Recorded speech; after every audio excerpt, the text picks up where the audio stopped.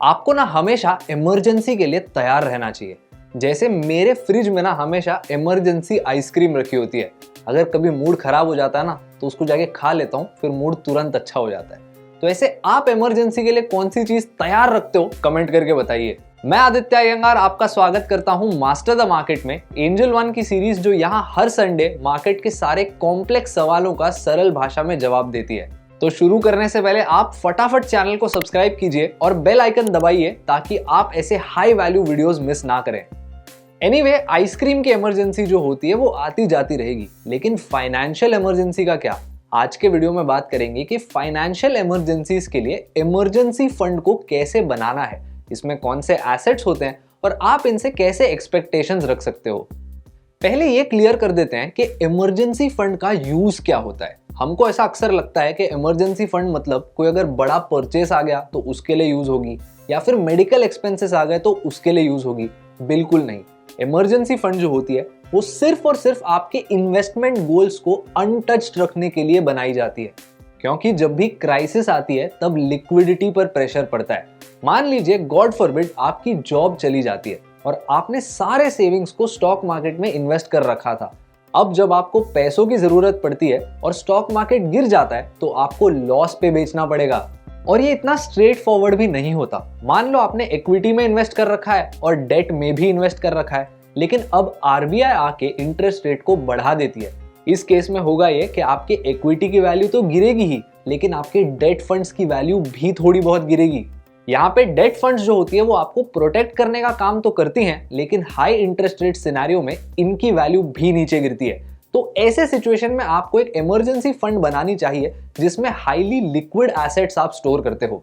तो चलो शुरुआत करते हैं सबसे मेजर सवाल से कि इमरजेंसी फंड कितनी बड़ी होनी चाहिए। देखिए, आप सबसे पहले अपने मंथली एक्सपेंसेस को कैलकुलेट करो। ये आपके सारे फिक्स्ड एक्सपेंसेस होंगे, जैसे रेंट कितनी जाती है, ईएमआई, ग्रोसरीज, ऐसे सारे खर्चे, और इन खर्चों को आप मल्टीप्लाई बाय 3 करते हो। अब ये एक बहुत ही अग्रेसिव इमरजेंसी फंड हो जाती है जो आपको सिर्फ 3 महीनों का प्रोटेक्शन देगी। अगर आप और कंजर्वेटिव होना चाहते हो, a better way is to multiply by 6 और मल्टीप्लाई बाय 9। स्पेशली अगर आप एक अनस्टेबल फील्ड में काम करते हो तो कंजर्वेटिव होना बेटर होता है। अब आपको एक और कॉन्सेप्ट बता देता हूं जो भारत में बहुत प्रोमिनेंट होता है, स्पेशली ओल्डर जनरेशंस में। यहाँ पर ना लोग 2 से 3 लाख रुपए की एफडी बना देते हैं और बोलते हैं कि अगर कल को हॉस्पिटल जाना पड़ गया तो ये पैसे काम आ जाएंगे। अब आपको ऐसा क्यों लगता है कि हॉस्पिटल के इन राइजिंग कॉस्ट में 2 से 3 लाख रुपए की एफडी बस हो जाएगी? देखिए, जब भी अनएक्सपेक्टेड मेडिकल एक्सपेंसेस आते हैं तब प्रोटेक्शन के लिए इंश्योरेंस होती है। वैसे ही आपके पोर्टफोलियो को प्रोटेक्ट करने आपको इमरजेंसी फंड बनानी है।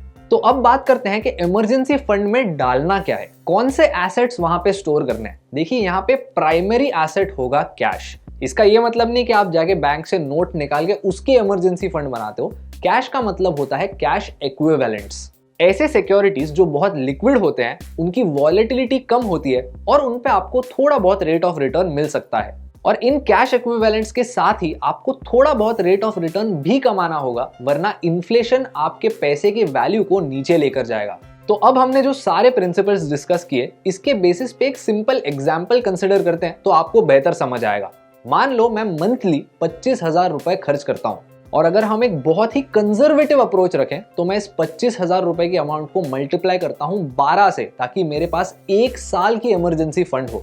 इसकी अमाउंट बनती है 3 लाख रुपए। ऑब्वियसली इतना आसान नहीं होगा कि इन 3 लाख रुपए को सेविंग्स अकाउंट में रख दिया।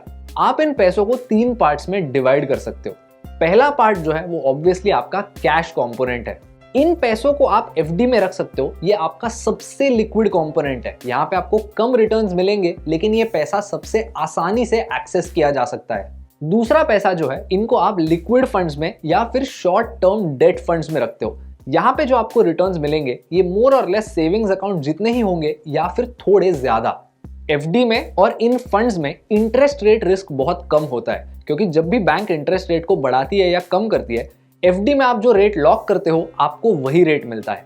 डेट फंड्स जो होती है, शॉर्ट टर्म डेट फंड्स और लिक्विड फंड्स की केस में जो इंस्ट्रूमेंट्स होते हैं जहां ये फंड्स इन्वेस्ट करती हैं वो बहुत कम मैच्योरिटी के होते हैं। तो जब मैच्योरिटी छोटी होती है तब इंटरेस्ट रेट मूवमेंट्स का इतना असर नहीं पड़ता आपके इन्वेस्टमेंट पर। एंड फाइनली जो आपके इमरजेंसी फंड का लास्ट हिस्सा है, इसको आप कॉर्पोरेट बॉन्ड्स में डाल सकते हो। यहाँ पे आपको थोड़ा बहुत रिटर्न मिल सकता है। कॉर्पोरेट बॉन्ड्स जो होते हैं वो कॉर्पोरेट इक्विटीज से तो ज्यादा सेफ होते हैं, लेकिन इनके रिटर्न्स बैंक एफडी से ज्यादा होते हैं। अब एक सिनेरियो कंसिडर कीजिए, इमरजेंसी आ गई और आपको पैसों की जरूरत पड़ती है। तो ये जो 3 हिस्से हैं आपके पैसों के, सबसे पहला आप एफडी को विड्रॉ करते हो क्योंकि ये सबसे आसान होगा, और इसके बाद आप लिक्विड फंड्स के पैसों को एफडी में डालते हो और कॉर्पोरेट बॉन्ड्स के पैसों को लिक्विड फंड्स में। बेसिकली आप अपने पूरे इमरजेंसी फंड की लिक्विडिटी बढ़ाते हो जब इमरजेंसी आती है, और ऐसा करने से जब स्टॉक मार्केट नीचे भी गिरता है तब आपको अपने इन्वेस्टमेंट्स को लॉस में बेचने की जरूरत नहीं। इससे आपके लॉसेस क्रिस्टलाइज नहीं होंगे।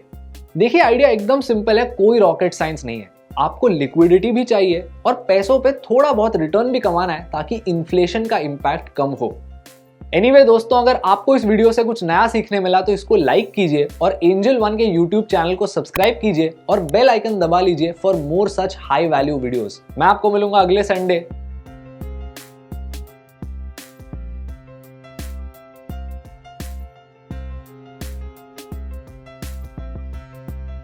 Investments in securities market are subject to market risks. Read all the related documents carefully before investing.